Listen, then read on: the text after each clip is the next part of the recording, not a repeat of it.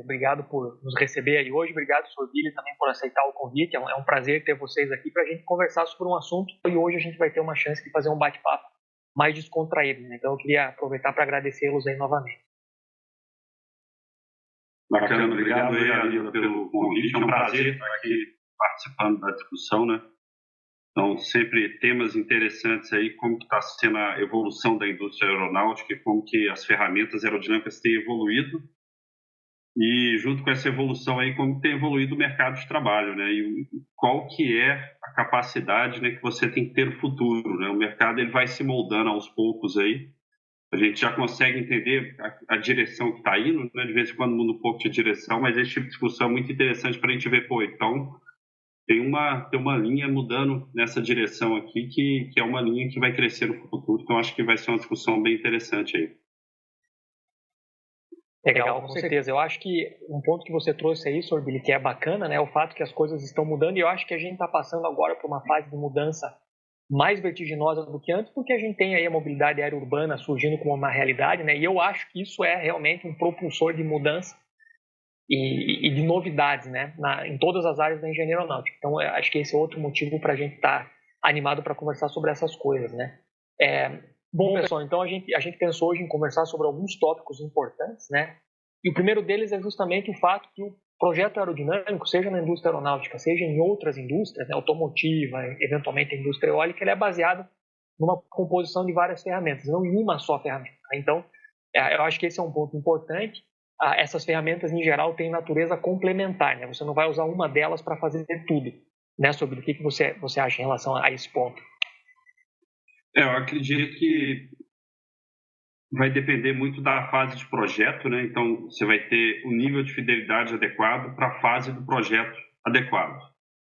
E elas vão trabalhando ali, basicamente, todas as ferramentas, né? Se a gente fosse separar em métodos semi-empíricos, métodos aerodinâmicos numéricos, métodos experimentais, como túnel de vento, né?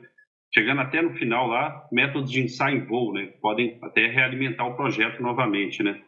E cada um tem o seu nível de fidelidade e cada um contribui de uma forma para o projeto. Então, acho que realmente é um projeto ótimo, na verdade, ele consegue pegar o melhor de cada ferramenta na hora adequada do projeto. Então, também não adianta você querer utilizar um túnel de vento, né, numa fase de estudo conceitual, por exemplo, que talvez você ainda está fechando a configuração. Às vezes é aplicável, dependendo, você precisa adquirir um conhecimento, uma configuração que você não entende ainda, uma configuração nova, mas você tem que ter essa adequação aí.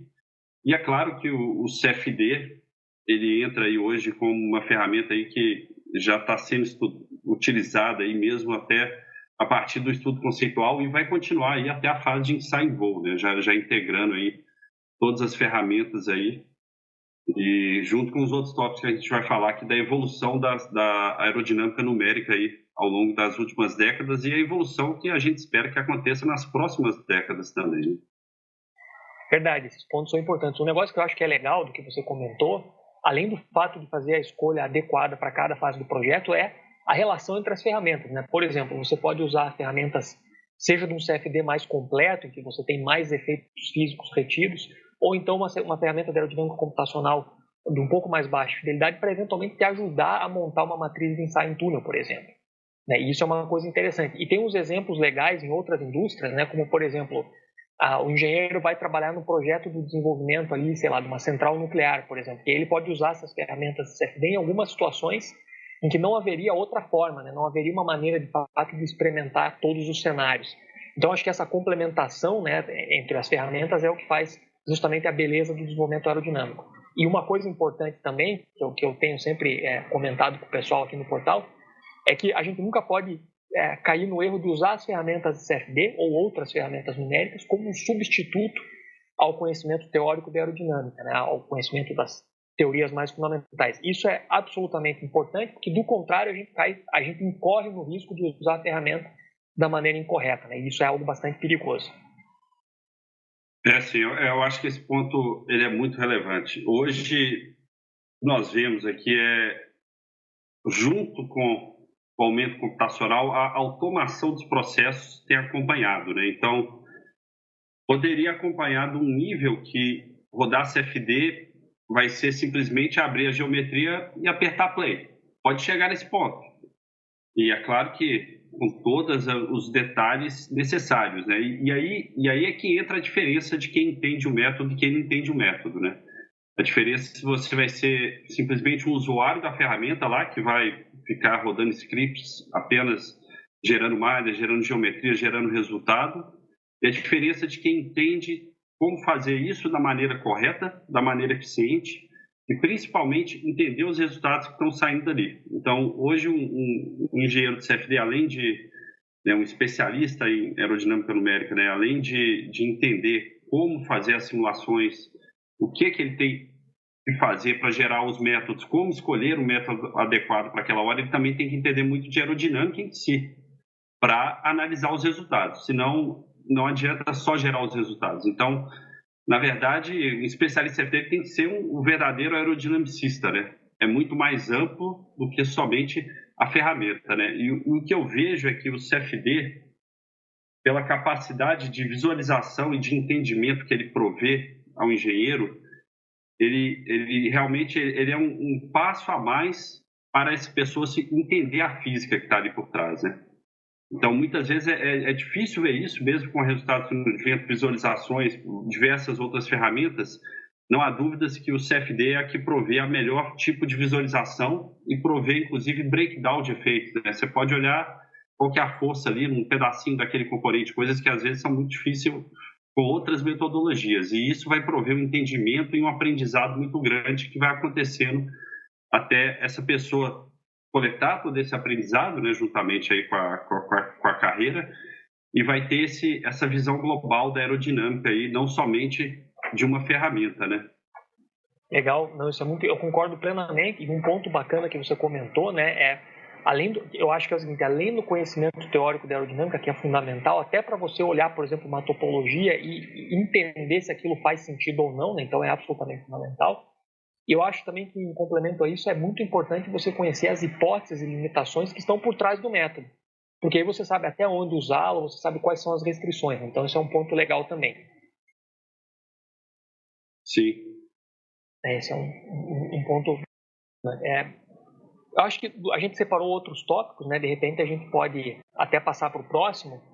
E todos eles são muito interligados, né? Então a conversa vai acabar sendo contínua, apesar de haverem tópicos que a gente separou aqui. O segundo tópico é o seguinte, que em diferentes fases do projeto, além de usar diferentes ferramentas, como ferramentas empíricas ou métodos empíricos, computacionais e experimentais, você pode também ter diferentes metodologias computacionais em cada fase do projeto, né? E esse é um ponto importante, porque como você comentou, às vezes lá no início, né, você tem uma definição menor da configuração, e, inclusive, algumas riquezas de detalhe que são importantes em simulações de mais alta fidelidade eventualmente não existem ainda. Então, você pode começar com algo mais simples, com menor custo computacional, que te permite, inclusive, explorar melhor o espaço de design num intervalo de tempo menor, né? Quais são os teus comentários em relação a esse ponto? Eu acredito que, pensando nas fases de projeto, né, você precisa primeiro definir uma configuração, depois você vai refinar aquela configuração e fazer um projeto detalhado em algum momento, e depois você precisa fazer uma caracterização, né? Você precisa caracterizar muito bem aquela geometria final. Então, no começo do projeto, uma fase ali de estudos conceituais, é muito importante a velocidade na iteração de configurações. Então, você precisa avaliar muitas configurações. Isso também vai acontecer na fase seguinte, aí, projeto preliminar, né? E aí, nessa hora, não adianta realmente, é uma hora que a incerteza da própria configuração é grande, né? Você ainda está tentando entender, comparar qual que é a melhor, e realmente é difícil imaginar como que o CFD de alta fidelidade vai ser relevante nessa hora, porque você ainda está definindo a configuração. Então, realmente, metodologias numéricas mais simples, né? Métodos painéis, vortex lattice, esse tipo de metodologia que são mais rápidas, né? Você vai conseguir colocar realmente num loop de otimização de geometria, né? Possivelmente juntamente com métodos semi-empíricos, que também são muito rápidos, vai ser mais adequado para essa fase. Dependendo do tipo de projeto, né? Talvez um assunto que a gente vai falar mais para frente aí, com mobilidade urbana, né? Você começa a ter dúvidas sobre a configuração, e essas dúvidas estão relacionadas à aerodinâmica da aeronave. E aí, talvez, nessa fase, né, chega uma hora que no estudo conceitual, talvez você tenha que migrar para um método de alta fidelidade, né? Então, é uma configuração que, puxa, essa configuração aqui ela é muito diferente, eu preciso entender ela. E aí vai ser necessário utilizar um CFD de mais alta fidelidade. Mas aí, em seguida, né, passando dessa fase, a configuração foi definida, né, a partir de diversos trade-offs aí, vai vir a parte do projeto aerodinâmico, e aí no projeto aerodinâmico, né, com certeza já vai ser a hora de adequar a metodologia também, porque também a gente está falando de otimização também, né? Então, possivelmente, para algumas metodologias, uma simulação de alta fidelidade vai ser necessária, mas outros métodos, né, como quase 3D, né, para projeto de high lift, ou então um CFD que não é um CFD Navier-Stokes para uma otimização de asa, né? Quais metodologias, Aline, você acha que, vamos supor que você está na fase ali do projeto, dessa parte fundamental aí da aeronave, né, que seria a asa, né? Você acredita que seriam adequadas aí para você ter uma primeira etapa do projeto, uma segunda etapa, talvez uma etapa de confirmação, e aí possivelmente uma última etapa de confirmação mesmo do projeto no túnel de vento, né? Legal. Então, Sorbilho, eu acho que à medida que você vai avançando, né, você vai adicionando eventualmente mais física ao processo, portanto vai adicionando também mais custo computacional, né, e portanto uma resposta que vai demorar mais tempo para ser obtida. Uma coisa que eu acho interessante desses métodos de baixa fidelidade, além, claro, da alta velocidade de execução, é o fato que você pode combiná-los ou com correções empíricas para aumentar um pouco a representatividade, ou então acoplá-los a outros códigos para ter, por exemplo, correções de efeitos viscosos. Essas são coisas que podem ser feitas. Você tem um pequeno acréscimo de custo computacional, mas ainda assim você consegue reter uma física que, do contrário, não seria possível. Então, nessas fases iniciais, né, como você disse, acho que você está explorando bastante o espaço de design, faz sentido, de fato, você usar todas essas ferramentas. Num dado instante, por exemplo, você está interessado em olhar ali efeitos viscosos no arrasto, por exemplo, aí, claro, você vai precisar ou de uma ferramenta, painéis Vortex Labs com correções, seja correções empíricas ou então correções baseadas em métodos simplificados de camada limite, porque aí você de fato está tendo algum feeling, né, desses números, mas não está ainda recorrendo a ferramentas mais caras. Aí se você fala agora, puxa, eu tenho também ondas de choque que são mais fortes eventualmente na configuração, caso transônico, aí a onda de choque forte, ela introduz rotacionalidade no escoamento. E como consequência direta disso, os métodos potenciais eles passam a não mais valer, porque a definição, né, do conceito de potencial depende da irrotacionalidade, que não é compatível com uma onda de choque forte. Então você poderia subir, por exemplo, com a metodologia do tipo Euler, né? E o Euler, o pessoal talvez vai lembrar, a ideia da metodologia Euler é essencialmente Navier-Stokes, são as equações de governo para o nosso cenário, mas com o número de Reynolds tendendo ao infinito. Quando isso acontece, essencialmente a espessura da camada limite vai para zero e você passa a ter um campo todo invícido, mas você retém efeitos de rotacionalidade no escoamento. Então uma onda de choque forte vai ser bem capturada por esse tipo de método. E lá mais para frente, se você estiver interessado em coisas como descolamento, uma topologia um pouco mais detalhada, aí hoje o padrão seria usar metodologias do tipo RANS, né? São as equações de Navier-Stokes com médias de Reynolds. Então acho que seria mais ou menos essa linha do tempo. E hoje em dia, com mais capacidade computacional, já é possível algumas vezes acoplar essas ferramentas de pouco mais alta fidelidade em looping de otimização também. Então acho que isso é algo bem promissor assim aí para os próximos anos. Bom, então, legal, esse era um tópico bacana. O próximo seria a evolução da capacidade computacional e o aumento de fidelidade nas simulações CFD, que por coincidência vem de encontro ao que a gente estava falando agora, né? Então, assim, uma coisa que chama bastante atenção, né, é a gente observar que dos anos 60 para cá, o uso dessas ferramentas aumentou muito na indústria aeronáutica. E a gente vê um paralelo entre o aumento dessas ferramentas na indústria com o crescimento da capacidade computacional, né? Como previsto aí pela lei de Moore, que a cada 2 anos a capacidade de processamento dobra, que você consegue colocar mais transistores, né? E miniaturizar cada vez mais os seus processadores. Então, o que é interessante pensar é que esse crescimento que é exponencial, ele motivou um crescimento também exponencial no uso dessas ferramentas. No início, a gente pensa lá nos projetos ali, por exemplo, das primeiras versões do 737 ou das versões do DC-9, né, esses primeiros aviões, eles se beneficiaram muito de métodos mais simples, como o método dos painéis. E à medida que essa capacidade foi aumentando, né, foi possível, em um tempo hábil, usar ferramentas com efeitos de de rotacionalidade como Euler, e hoje em dia é parte do dia a dia fazer simulações com modelos RAM, né? Portanto, com efeitos de viscosidade inclusos. E a impressão que eu tenho é que, como a capacidade computacional de uma forma ou outra continua aumentando, seja porque o hardware continua evoluindo, ou mesmo que isso não aconteça mais, que haja uma estagnação do hardware, você tem novas arquiteturas, você tem novos approaches para os próprios códigos, tornando-os mais eficientes. Então, a impressão que eu tenho é que essa evolução da capacidade de processamento e, portanto, o aumento da física que você pode reter vai continuar acontecendo. O que você acha em relação a esse tópico aí? Eu acredito que hoje a gente já vê, em relação ao passado, uma diferença muito grande, né? E coisas que eram impensáveis no passado já são possíveis hoje.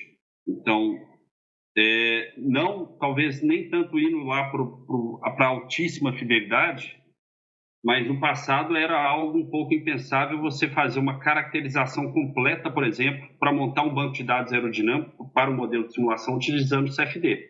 Era um negócio que era impensável, né? Então, você migrava basicamente ali do método semi-empírico para um túnel de vento. Tinha esse salto. Você vê que o CFD normalmente não estava ali no meio. E hoje o CFD já entra ali no meio. Você, poxa, já dá para usar o CFD aqui realmente como se fosse o meu túnel de vento, né? Para fazer uma caracterização completa dessa aeronave com uma fidelidade alta, graças a essa evolução que vem acontecendo, né? A restrição computacional ainda existe, né? E ela vai esbarrar, né? Sempre tem, inclusive, eu tenho essa pergunta aqui, sempre tem essa dúvida ali da cobiça, né? A capacidade computacional aumenta, aí você tem duas oportunidades ali.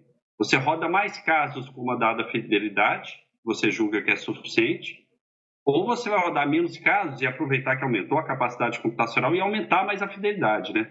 Como é que você vê esse balanço aí entre, principalmente nessa hora que você está precisando de diversas simulações, por exemplo, se você está realmente querendo fazer uma caracterização completa ou se está no ciclo de otimização, como que você faz o melhor uso da capacidade computacional e das novas metodologias, né, que estão surgindo, né? Tem esses dois approaches, né? Você pode aumentar o número de casos que você vai rodar com uma resolução dada ali, ou você pode aumentar a resolução, né, a fidelidade da sua simulação, né? Esse é um aspecto legal, e acho que a palavra é justamente essa, procurar o balanço, né? Porque até a gente observa algo semelhante tendo acontecido em outras vezes no passado, né, que você começava a ter mais e, portanto, você ficava no dilema de pegar um desses dois caminhos. Eu acho que o ideal talvez fosse, se você precisa de fato de uma grande quantidade de simulações, usar aquilo que você tem e que funciona bem, e para alguns pontos de canto de envelope, por exemplo, eu tenho lá uma situação que pode ter um descolamento massivo, e aí sim, talvez eu possa passar por uma metodologia um pouco mais representativa da realidade para capturar esses efeitos. Então, esse balanço entre ter uma boa varredura das rodadas que eu preciso, com a fidelidade que até então era o estado da arte, hoje já não é mais, porque temos mais capacidade, eu usaria para fazer essa varredura, e naqueles pontos em que eu sei que essa metodologia ou é falha ou carece de calibração, aí eu passaria para uma metodologia um pouco mais com capacidade de capturar mais física. E aí esse é um ponto legal, poderia inclusive usar esses resultados com mais física para calibrar ou para realimentar o processo que eu já tenho, que é um pouco mais barato. Mas esse realmente é um dilema, né? Porque a gente sempre se pergunta, puxa, o que eu faço agora? E eu acho que, de fato, o caminho talvez seja na diagonal, né? Nem um lado, nem o outro lado. Mas é com certeza um desafio interessante. E agora a gente tem hoje em dia acesso relativamente fácil a estruturas de HPC, né? Computação de alta performance. Tem o advento da computação paralela, que hoje em dia é bastante eficiente. Então, de fato, a gente tem que sempre estar se policiando para buscar o balanço ideal entre essas duas coisas. Esse é um ponto bem bacana. Sobili, você quer aproveitar aí para comentar com o pessoal o que está por vir? Assim, depois do primeiro curso de aerodinâmica aplicada, né, que foi basicamente tratando aí dos fundamentos da aerodinâmica, métodos semi-empíricos, né, e polar de arrasto, banco de dados, né, toda essa relação aí dos dados aerodinâmicos com performance e com a mecânica de voo. A gente teve um esforço aí para o desenvolvimento de um modelo aerodinâmico para o curso de mecânica de voo, né, que já foi lançado aí há uns 2 meses atrás, né? E durante esse desenvolvimento, né, desse modelo aí, surgiu essa curiosidade aí, essa oportunidade aí de explorar exatamente algo que está até correlacionado aqui com essa live aqui, né? Que é qual que é a diferença entre as ferramentas, né? E explorar um campo que a gente ainda não tinha explorado no primeiro curso de aerodinâmica aplicada, que é exatamente a aerodinâmica laterodirecional. Então, realmente dando o segundo passo ali, né, para quem já entendeu a aerodinâmica longitudinal, que obviamente é básico e é fundamental, e aí sim colocar aí mais graus de liberdade aí na aerodinâmica. Então, a gente está preparando aí um curso de aerodinâmica laterodirecional, onde é focado aí no entendimento dos efeitos laterodirecionais da aeronave, né, com foco aí nos impactos em performance e em mecânica de voo. Fizemos tudo com muito estudo de métodos numéricos, né, de menor fidelidade, como Vortex Lattice e métodos painéis, e comparando esses métodos com os métodos semi-empíricos, né? Então, mais uma vez, utilizamos aí o benefício do método numérico, que é exatamente auxiliar no entendimento, né? Então, você consegue lá, por exemplo, né, no curso lá, diversas simulações aí desses métodos, você consegue ver diferenças de carregamento na asa, quando a aeronave está derrapando, etc. e tal. Então, o que está para sair é esse curso, que no final, além de todo o entendimento da parte de aerodinâmica laterodirecional, vai vir também, né, a montagem desse modelo de simulação de 6 graus de liberdade, que é o modelo que foi utilizado lá no curso de mecânica de voo. Então, o modelo já está lá, mas para entender como que esse modelo foi montado, né, o modelo da aeronave CRM-PEA, né, que é uma aeronave aberta, aí, que é muito similar ao 777, né, como que esse modelo foi montado utilizando os métodos empíricos e os métodos numéricos aí de menor fidelidade. Então, esse curso deve ser lançado aí no próximo ano aí, acho que vai ser um negócio aí que ficou bem interessante, veio com muito aprendizado do primeiro curso, né, o que o pessoal gostou, e principalmente foi utilizar essa parte aí didática que o CFD permite também, né, que é a visualização do escoamento, né, e o entendimento físico do que está acontecendo. Legal, bacana. Vai ficar interessante com certeza. Bom, até puxando aí, Alila, como eu estou falando aqui nesse outro curso que a gente está explorando ali, a outra gama de métodos numéricos, são os métodos numéricos de menor fidelidade, que também tem a sua hora de serem aplicados, né?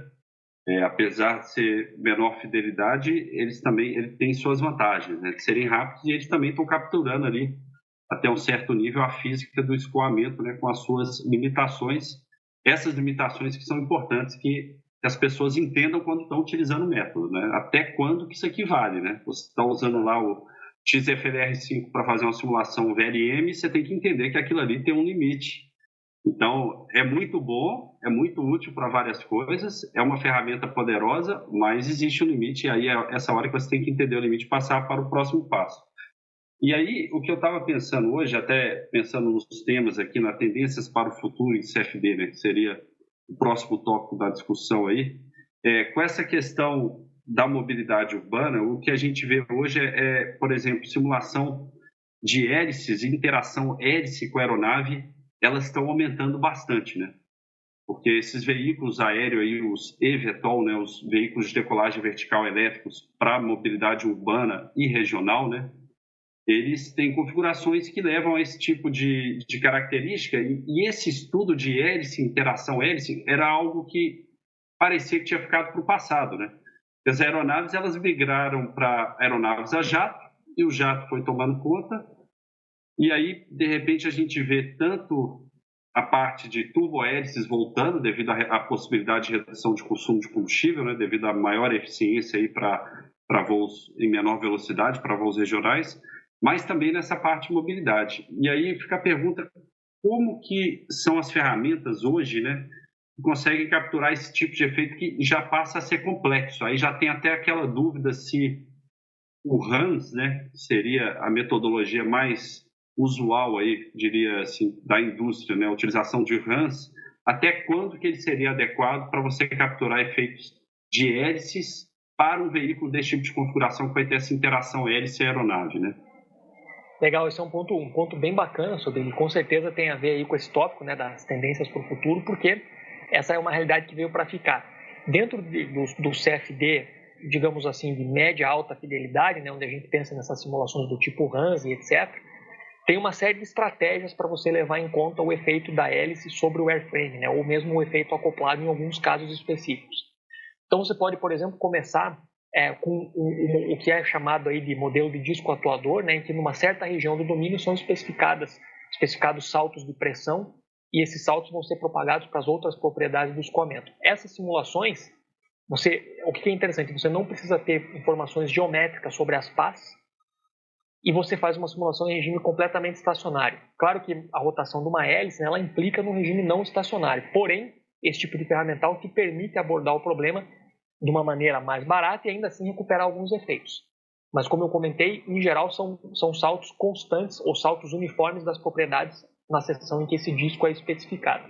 Indo um pouquinho para frente, você pode usar o chamado modelo de rotor, né, que é baseado essencialmente na ideia em que você pode alimentar, agora já tendo informações sobre a tua pá, alimentar várias seções da pá, ou usar vários cortes da pá, para ter mais informações que deem variações já não uniformes, deem variações mais realistas das propriedades ao longo do plano que contém a hélice, né? Essa seria a próxima etapa. E esse tipo de exemplo, ainda assim, são simulações estacionárias, portanto, um pouco mais baratas, e elas podem ser feitas, por exemplo, no CFD++, e um dos casos teste no nosso curso de CFD é justamente esse, é um modelo do rotor em que a gente olha como fazer essas coisas todas. Então, é um dos casos que está lá. E você pode, agora, seguindo mais lá para a alta fidelidade, você pode, entre outras coisas, né, tem algumas coisas no meio, mas você pode fazer uma simulação completamente não estacionária, em que você tem o movimento da malha. E, claro, o custo computacional é bem maior e você recupera mais física. Tudo isso usando modelos Hans. Então, acho que tem bastante coisa legal aí. E uma outra coisa que eu queria comentar, que eu acho que é interessante, no que diz respeito a tendências futuras, e que vão auxiliar, inclusive, nessas simulações não estacionárias, que por natureza são mais caras, é o uso de um hardware diferente, né? Por exemplo, em vez de usar um CPU, usar um GPU, né? Que é um processador gráfico. E com isso você consegue uma aceleração. E agora também tem surgido aí na indústria, né? A possibilidade de você fazer simulações na nuvem. Então você faz na nuvem, eventualmente combina com GPU, isso te dá uma aceleração muito grande. E talvez essas simulações não estacionárias, que trazem mais física, possam ser atacadas com um custo que antes era equivalente a de uma simulação em regime estacionário. Então acho que esse é um ponto bem legal e tem tudo a ver com o desafio da mobilidade aérea urbana que você comentou aí. Acho que... Sim, uma dúvida, hoje esse uso da nuvem ele está acessível a qualquer pessoa e é razoável, vamos supor, uma pessoa está fazendo um estudo quer aprofundar, né, um caso ali no estudo de CFD, ela consegue utilizar uma nuvem aí da Amazon, não sei, dos possíveis provedores aí que estão provendo para solucionar os casos de CFD hoje, isso já está acessível. Isso, exatamente, você consegue fazer isso e inclusive o que é ainda mais interessante é que há hoje alguns softwares sendo desenvolvidos desde o início levando em conta a operação nesse tipo de ambiente. Então, eles são otimizados, completamente customizados para esse tipo de situação. E isso, com certeza, é uma tendência que parece estar vindo para ficar aí. Eu lembro que nas grandes empresas aeronáuticas sempre teve discussão do cluster, né? Então, sempre qual que é a capacidade computacional dessa empresa, né? E a empresa, ela compra aquele custo computacional, basicamente compra os processadores lá, toda a infraestrutura ali, possivelmente ficando dentro de containers, com toda a questão de guardar fisicamente isso, e agora começa a ficar uma coisa mais acessível, inclusive para empresas menores, né? Porque antes isso aí era algo que realmente você tem um cluster grande, né? Para resolver grandes problemas era algo difícil. Agora, para empresas menores, com essa ideia da nuvem, acredito que vai na direção de realmente tornar mais popular aí o uso do CFD de alta resolução, né? Eu concordo. Inclusive, eu acho que isso abre espaço para empresas menores, que não, em outras áreas que não só aeronáutica, né, e que tradicionalmente não usavam a ferramenta, possam agora comprar horas específicas na nuvem e fazer simulações de forma a aí fomentar o desenvolvimento do seu produto. Né? Então, esse com certeza é um ponto muito legal. Pessoal, vamos passar para o nosso próximo tópico, que é o seguinte. A gente falou aqui de várias coisas interessantes e agora a gente fala de como que o CFD, de fato, ele vai ser fundamental para endereçar vários desafios na indústria aeronáutica. Né? A gente já deu uma prévia falando da mobilidade urbana, que hoje é um dos grandes desafios aí, mas também em outras áreas da indústria. né? Então, eu acho que assim, à medida que a gente parte para novas configurações, né, e aqui na mobilidade aérea urbana a gente está vendo configurações que são simplesmente inéditas, né? Elas não são nada semelhantes ao que tinha sido feito há poucos anos. E aí você tem um prato cheio para usar essas ferramentas para fazer explorações, justamente para entender melhor a física por trás desse tipo de configuração que é tão nova. Então, eu entendo que na própria questão da mobilidade aérea urbana, o CFD é um tipo de ferramenta, não só o CFD, mas outras ferramentas computacionais vão se mostrar fundamentais. Né? O que você acha aí, Soliri? Eu acredito que, bom, primeiro existe uma tendência fortíssima aí de migrar para a propulsão elétrica, né? E a propulsão elétrica, ela está provendo também a propulsão distribuída, né? Está acontecendo ali ao mesmo tempo. Então, para você distribuir a propulsão elétrica é muito mais fácil do que para você distribuir uma propulsão mecânica, né? Então, ela provê realmente, a gente vê surgindo configurações que anteriormente, com o tipo de propulsão que era viável daquela maneira, elas eram impensáveis e realmente não tinham sido pensadas anteriormente por causa disso. E aí agora isso está se tornando realidade, né? E então existe esse desafio grande aí dessa efeito propulsivo na aerodinâmica passa a ser algo muito relevante, né? Já que você tem essa propulsão toda distribuída. Na aeronave convencional você tem a asa, tem a fuselagem, etc. Você basicamente afasta o motor ali para minimizar os efeitos de tração na aeronave e você consegue estudar aquela aeronave ali quase que falando assim, pô, não tem efeito de tração. A tração é só um vetor de força aqui que não afeta a aerodinâmica. E a partir do momento que você tem essa possibilidade de integrar, né, a propulsão ao próprio veículo, né, essa interação aerodinâmica ela passa a ser muito forte e não é possível mais falar que a aerodinâmica ela é independente da propulsão. Elas passam a trabalhar de maneira integrada. Então, realmente, esse entendimento dessas novas geometrias em novas configurações que podem trazer soluções que aumentam bastante a eficiência, né? São configurações que não eram viáveis anteriormente e agora elas passaram a ser viáveis devido à evolução na parte propulsiva, mas ela tem um desafio exatamente do entendimento físico, né? É algo novo, né? E essa parte da propulsão aí, mais uma vez, é como que ela vai interagir com o escoamento e como que a aerodinâmica da aeronave vai depender da propulsão é algo que tem que ser explorado. E o CFD realmente é uma ferramenta que vai ser essencial para esse desenvolvimento, para esse aprendizado que está acontecendo, né, já no momento aí. Já está acontecendo na indústria esse aprendizado dessas novas configurações que são viáveis agora e não eram viáveis algumas décadas atrás. Muito legal. Agora o acoplamento é completo, né? Você tem o sistema propulsivo interagindo diretamente na aerodinâmica. E isso é um desafio muito legal do ponto de vista físico, né? E é legal pensar também em usar essas ferramentas que hoje fazem parte do processo de desenvolvimento para alavancar o nosso entendimento em relação a isso. E eu queria comentar o seguinte, eu acho que esse é um momento muito interessante para se trabalhar na indústria aeronáutica, porque eu acho que essa revolução que a gente está vendo agora ela é muito semelhante ao que aconteceu lá no final dos anos 50, começo dos anos 60, quando entraram em operação os primeiros aviões comerciais a jato, ou então lá no meio da década de 40, quando entraram em operação os primeiros aviões a jato militares. Né? Foi essencialmente uma quebra de paradigma muito grande, ninguém estava muito acostumado com aquilo e as pessoas foram... A indústria foi aprendendo enquanto fazia, né? E os resultados foram excelentes. E foi foi realmente um salto tecnológico. E depois a gente passou vários anos tendo muitos avanços tecnológicos, não tem dúvida nenhuma, né? A gente olha um avião aí dos anos 2000, ou mesmo já agora da segunda década do nosso século, ele lembra muito um avião lá dos anos 60. Entretanto, há muita tecnologia em todas as áreas, né? Mas agora não, agora a gente vê não só muita tecnologia, que não é visível aos olhos, mas, claro, vemos também coisas que são muito visíveis. Então, eu acho que isso aí vai ser realmente uma época única, assim, e eu acho que é muito legal poder estar mexendo com essas coisas agora, né? E eu acho que em outras áreas da indústria vai haver benefícios semelhantes. Bom, primeiro por causa da popularização do acesso a essas ferramentas, como você comentou, por exemplo, usando na nuvem, seja pelo fato de que hoje há mais informação disponível sobre essas ferramentas, né? Então a gente aqui também tenta fazer, de certa forma, esse papel, apresentar conteúdo que traz o fundamento dessas coisas. Claro que as nossas aplicações são um pouco mais aeronáuticas, mas independente disso, o fundamento que é necessário, sempre a gente tem que ter bem claramente, o fundamento ele é igual para todas as áreas, né?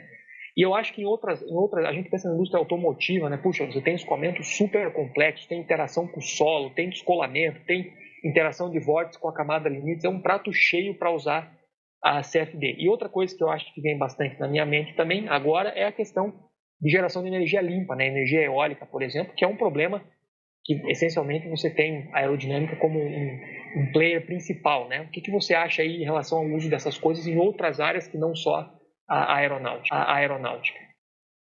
Sim, eu acho que o poder, né, do CFD, já vou puxar para tecnologia de ponta da automobilística, né, que seria a Fórmula 1, né? Na Fórmula 1 hoje é muito curioso que eles têm limitações de uso do CFD.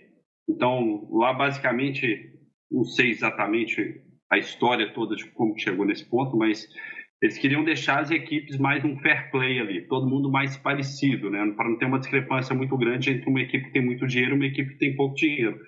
Então, hoje as regras, elas limitam o uso de CFD e o uso de túnel de vento, né? Então, o custo computacional do túnel de vento ali não sei como que eles medem isso, né, como que é feita essa medida, mas existe um batente da quantidade de simulações de CFD que pode ser feito aí para o projeto do carro de Fórmula 1, né? E o uso, ele é muito grande. No Fórmula 1, né, ele é um caso onde o escoamento é muito complexo, né? Você tem ali diversos positivos aerodinâmicos, tanto asa dianteira, asa traseira, tanto a parte da interface do efeito solo ali do carro, né, com o próprio carro. Tem a parte de arrefecimento do próprio motor, né, que você tem que considerar. A parte das rodas, e que é difícil evitar que não ocorra um descolamento ali, dado o formato de um carro de Fórmula 1. E realmente é um escoamento cheio de vórtices, né, passando por todo lado ali, e não estacionário, né, possivelmente com algumas regiões, talvez não muito grandes para um carro de Fórmula 1, né, mas algumas regiões de escoamento que está descolado, né, e eu vejo que essa utilização, né, claro que a gente está indo aqui para o limite da indústria automobilística, né, a ponta da tecnologia, né, mas ali, como que você vê ali a utilização dessas metodologias para esse tipo de escoamento, que é muito complexo, né? A gente está falando de escoamentos que realmente são mais complexos até que o escoamento de aeronaves, né? Eu acho que nesses pontos que você tocou, muitas vezes você vai acabar precisando de ferramentas com mais representatividade física para capturar aquilo que você quer, né? Claro, vai haver um custo computacional envolvido, né? A tendência com essa evolução aí que a gente comentou de hardware, mesmo software customizado para o hardware, isso vai fazer com que essas coisas fiquem cada vez mais acessíveis, né? Mas esses escoamentos aí que têm altíssima complexidade, talvez naquelas situações mais extremas, você de fato precise de simulações com mais fidelidade para que você possa tirar a física que é relevante no problema. Eu acho que esse é o ponto principal, né? É retirar a física que é mais importante naquela situação. E aí você precisa adequar a ferramenta que traz aquilo, né? Então acho que esse é um ponto legal. E um outro ponto fora da indústria aeronáutica que eu acho muito interessante é o uso desse tipo de ferramenta na indústria civil, né? A gente geralmente não pensa nisso, mas você vê em vários lugares aí do globo aqueles arranha-céus altíssimos e em geral eles são corpos não aerodinâmicos, né? Eles têm arestas e tal, e você tem aquele desprendimento não estacionário de vórtices que excita a estrutura. Então você pode ter até problemas aeroelásticos, né? E eu acho isso muito legal. Então, então você deve ter visto, né, em lugares aí, alguns lugares na Europa, na América do Norte, essas coisas todas, esses prédios altíssimos e tal, e também se beneficiando desse tipo de ferramenta. Sim, sim, com certeza. Outro dia eu até vi um programa sobre um projeto desses prédios altíssimos aí, lá naquela Dubai, Emirados Árabes, aquela região ali, né?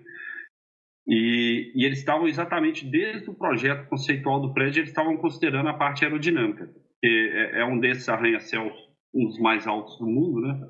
E eles estavam fazendo realmente estudos, né, com o CFD desde o começo ali para entender como que seria. E o formato do prédio foi definido pela aerodinâmica, especificamente esse lá que foi projetado lá, ele foi definido pela aerodinâmica. É alguma coisa não tão usual, né, para prédios, usualmente prédio normal, isso não é tão relevante, mas realmente quando você passa para um outro nível, né, de altura de edifício, aí a aerodinâmica ela realmente tem um papel muito grande e inclusive é um negócio bem complexo, né, eles têm inclusive sistema de de amortecimento do próprio prédio devido às oscilações aerodinâmicas, etc. e tal. Eu acho que esse uso ele acontece, né? Um outro uso bem interessante, né? Que também acontece em plataformas de petróleo, como que é o efeito da turbulência no pouso de um helicóptero, né? Não só a aerodinâmica da própria plataforma, mas você também tem que considerar que o helicóptero vai ter que conseguir pousar ali, e aí você tem que estudar todo esse efeito da interação do helicóptero. Isso também é algo que acontece, né? E inclusive em barcos também, né? É uma interação aerodinâmica e é um estudo aí de uso da aerodinâmica fora da aeronáutica, né? Além da automobilística, que já é um uso claro, né? Não só na Fórmula 1 que a gente falou, né? É claro que a gente está falando aqui no mundo inteiro de aumento de eficiência, e o aumento de eficiência vem também nos veículos, né? Não só migrando o veículo para elétrico, mas você também pode tomar conta da parte aerodinâmica do veículo, que também vai ajudar na parte de redução de consumo. Não tão relevante quanto a aerodinâmica de uma aeronave para a própria aeronave, mas a aerodinâmica do veículo também vai ter o seu papel ali no consumo de combustível, né? Não, legal, com certeza. Esses são pontos muito bacanas e é legal porque dá uma visibilidade de como os tópicos sobre os quais a gente está discutindo aqui eles são também encontrados ou podem ser vistos de maneira paralela em outras áreas, né? Então, isso é muito interessante.